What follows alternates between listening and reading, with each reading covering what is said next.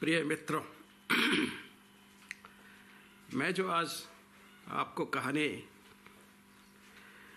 या घटना बताने वाला हूँ वह रामपुर नवाब की है। रामपुर यूपी में एक नवाब स्टेट थी जो ब्रिटिश के अंडर थी, टिटुलर स्टेट थी। ये तीन जो महत्वपूर्ण उस वक्त स्टेट रही, अवध, रामपुर और पौड़ी गढ़वाल, ये स्थापित हुई थी 1774 में। उस वक्त ईस्ट इंडिया कंपनी थी और उन्हीं के समझौते के तहत इस रामपुर, जो लगभग 1000 स्क्वायर किलोमीटर में फैली हुई थी, इस नवाबी का स्थापन हुआ था।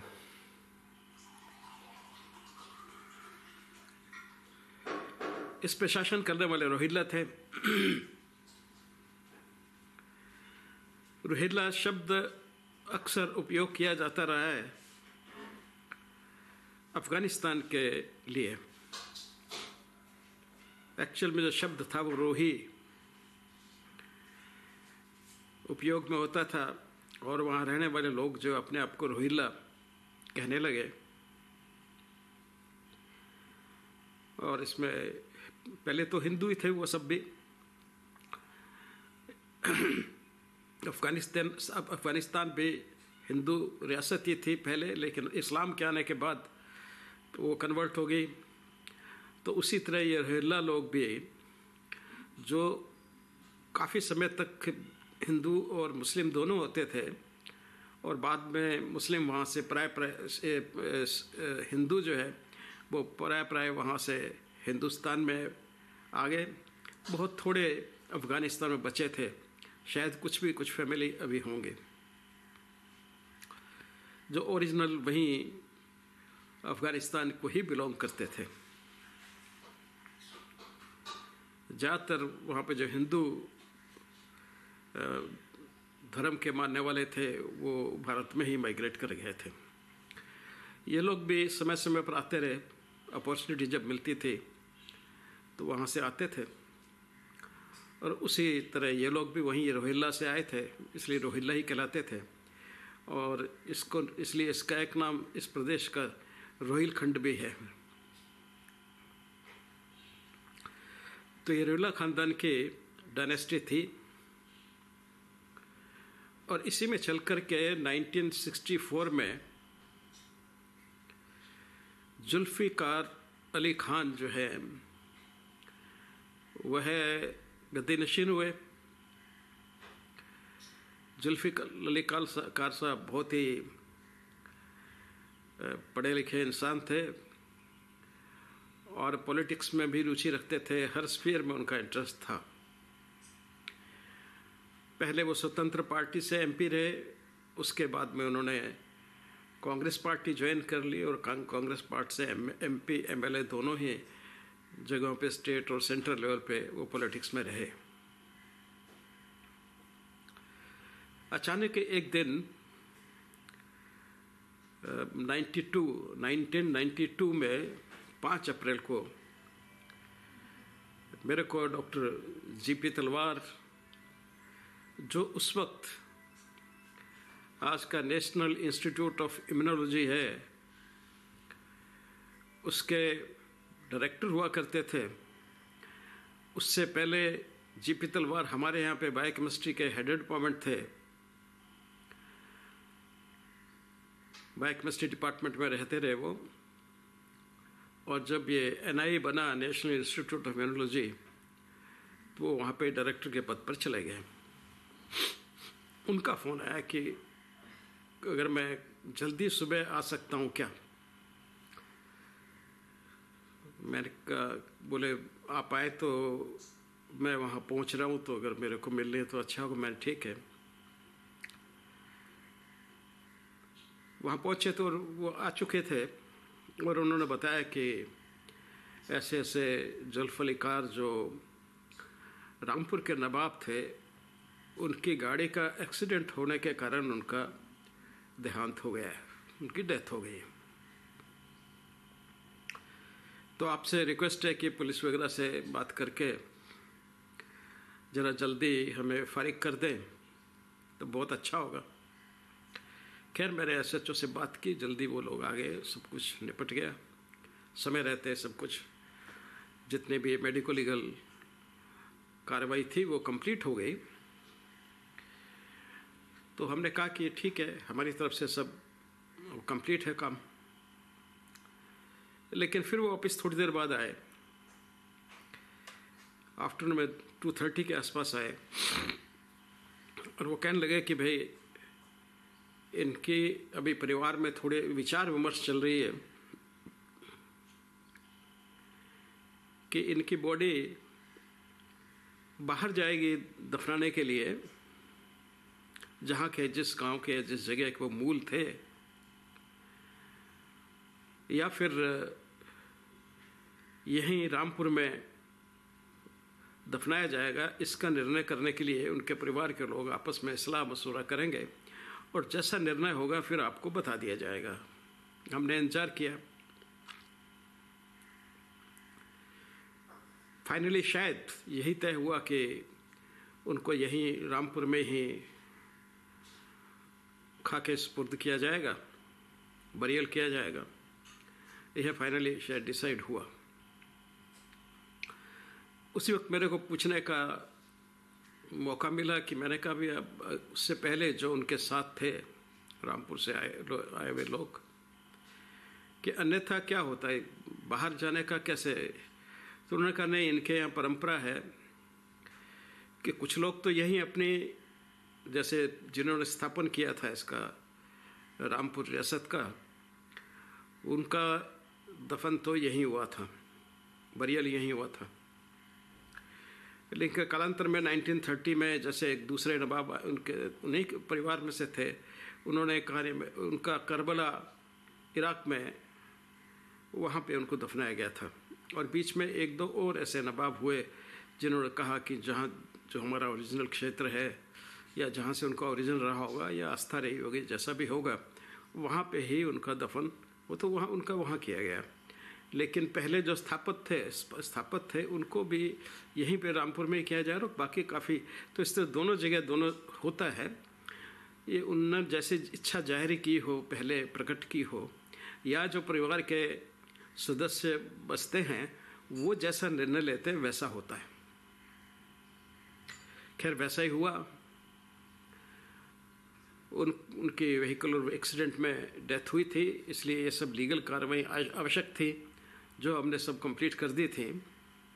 और उस समय ही मेरे को पता चला कि भाई बहुत से रियासतों के जो नवाब थे वो मरने के बाद में उनकी बॉडी तक को वो ले जाते थे अपने ओरिजिनल गांव या विलेज या टाउन जहां से वो लोग उठ खड़े हुए थे। तो ये परंपरा शायद सब जगह थी, सब जगह रही। मैक्सिमम जो हमारे यहाँ नवाब वगैरह थे वो अफ़गानिस्तान, ईरान, इराक इस एरिया से आए थे। तो काफ़ी उनमें से अपना जो अंतिम संस्कार है वो वहीं करवाया करते थे। ये ज़्यादा मजबूत शायद इसलिए रहा होगा क्योंकि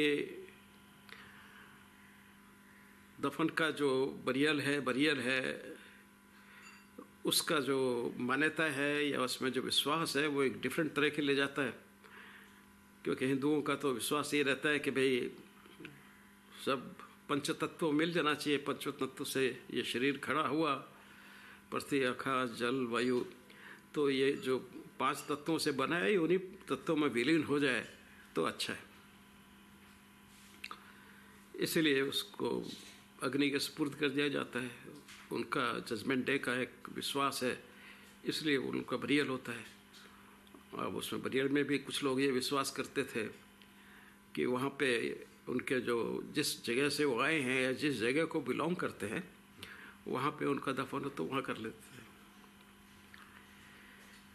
यह मैं इसलिए कह रहा हूँ कि बहुत से लोग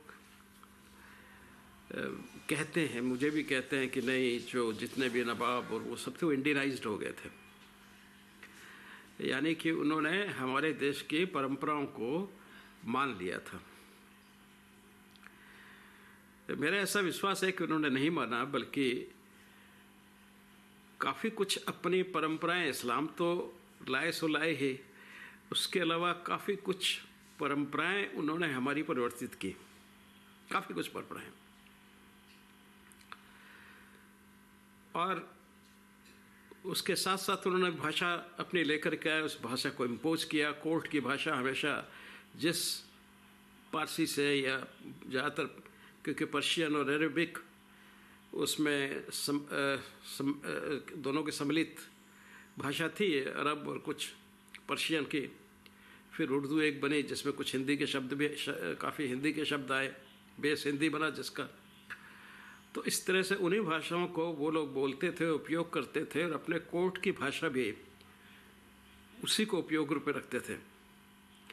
और उन्हीं लोगों में से कुछ लोग इतने कट्टर थे कि उन्हें बॉडी को भी यहाँ नहीं दफन करवाना चाहते थे, वो अपनी बॉडी को भी वहीं ले जा कर के दफन करते थे जहाँ को वो बिलोंग करते थे। यानी कि इस बात पे मुझे विश्वास नहीं होता है कि उन्होंने 100% इसको अपना, जैसे हम एक एवरेज हिंदू कहता है कि ये मेरी माता है, भारत एक मेरा कॉन्सेप्ट है, उसके दिमाग में कॉन्सेप्ट है, वही हिमालय से लेकर के, हिंदू कुश से लेकर के और कन्याकुमारी तक और अटक से कटक तक ये जो प्रदेश सारा है, वो मैं इसको बिलोंग करता हूँ, और यही मेरी एक रहने का स्थान है, जिसको विभिन्न नामों से, अलग अलग नामों से पुकारा गया।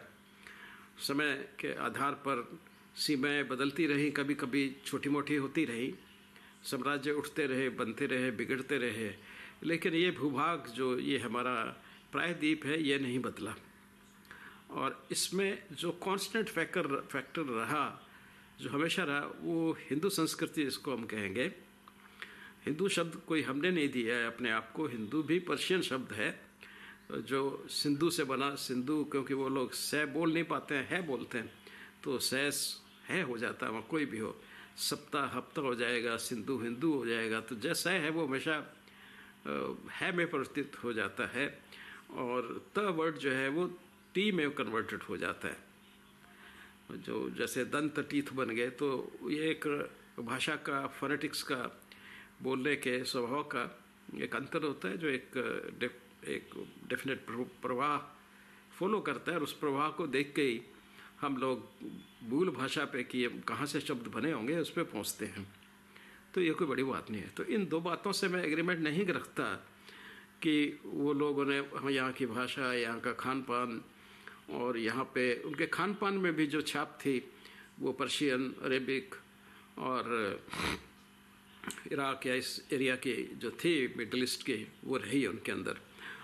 उससे फ़ायदा ही हुआ हिंदुस्तान को, कोई नुकसान नहीं हुआ। इसको कोई हम नेगेटिव पर्सपेक्टिव में नहीं देख रहे हैं, इससे नुकसान नहीं हुआ, इससे हमें फ़ायदा ही हुआ।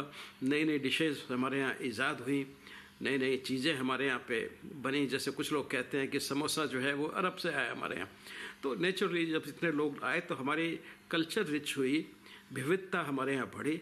तो हमने उस एसिमिलेशन से गेन ही किया है, हमने कोई उससे नुकसान नहीं हुआ। नुकसान बस इतना सही है कि ये जो अब तक इन्वेडर जो आए और उन्होंने जिनको कन्वर्ट किया अपने धर्म में, वो लोग भी उनके साथ जुड़ के अपने आप को अरेबिक या ज़्यादातर अरेबिक समझने का उनको दिमाग में भूत रहता है, जबकि वास्तविकता ये नहीं है। बहुत कम वहाँ से लोग आए। जैसे मैंने कहा कि इनके यहाँ से एक इनके नवाब थे जिन्होंने करबला में जाके, इराक में जाके कहा कि नहीं, मेरे को वहाँ दफनाया जाए। तो कहने का तात्पर्य यह है कि भाई अपनी अपनी लीनियज से उनको प्यार था, शायद इंसान को सभी को रहता भी हो काफ़ी समय तक, लेकिन इन्होंने काफ़ी लंबे समय तक इसको मेंटेन किया। यह एक बड़ी है। और लोकल किसी कस्टम को या किसी भाषा को या किसी रिवाज को या धर्म को नहीं अपनाया, बल्कि अपनी परंपराएं, अपने धर्म को हम पे थोपा। और इसका बड़ा स्पष्ट नज़र आता है, जैसे अगर आप हमारी रोज़मर्रा की, जिसको हम हिंदी भी कहते हैं, उसमें इतने सारे शब्द अरेबिक और पर्शियन डाले गए। खैर पर्शियन तो कोई बात नहीं थी, क्योंकि पर्शियन और हमारी संस्कृत जो थी वो सिस्टर लैंग्वेज थी, बहुत दोनों में कम अंतर था, बिल्कुल मिलती जुलती लैंग्वेज थी। उनको कहा ही सिस्टर लैंग्वेज जाता है, इसलिए इन सारी भारत की और ईरान की भाषाओं को और पख्तून अफ़गानिस्तान और इस एरिया के सारी भाषाओं को इंडो ईरानियन भाषा कहा जाता है, क्योंकि हमारी संस्कृत और पर्शियन भाषा दोनों जो हैं वो सिस्टर लैंग्वेज थी। और वो डोमिनेटली, क्योंकि मैं कहूँगा संस्कृत बड़ी बहन थी, क्योंकि वो ज़्यादा लोग उसको फॉलो करते थे, और जो पर्शियन थे वो बहुत कम लोग फॉलो करने वाले थे। सिर्फ जोरास्ट्रियन धर्म को जो मानते थे वो लोग उनको फॉलो करते थे, क्योंकि जोरास्ट्रियन और हिंदुज़म ये दोनों ही ब्रदरली धर्म थे। तो इस तरह से ही रहा। तो आज मुझे ऐसे याद आ गया कि 5 अप्रैल को मेरे पास में ऐसे उनका फ़ोन आया था तलवार साहब का, और फिर इस तरह से घटना रही थी, तो उसके संदर्भ में मैंने आपको ये सब बताया। धन्यवाद। फिर मिलते हैं नए सेशन के साथ में।